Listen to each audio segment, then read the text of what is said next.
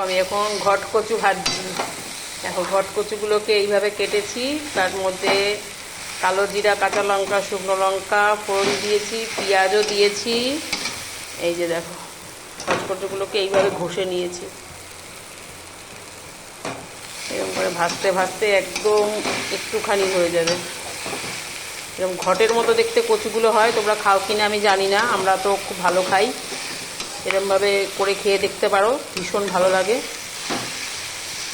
নুন দেবো, এরপরে হলুদ দেবো। দেখো নুন হলুদ আমি দিয়ে দিয়েছি। এরপরে ভাজতে ভাজতে একদম একটুখানি হয়ে যাবে।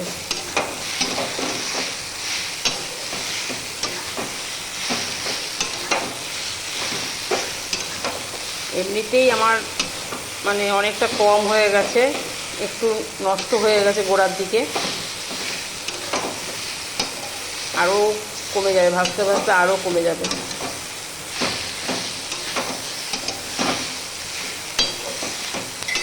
কেমন লাগলো তোমরা জানিও কমেন্টে।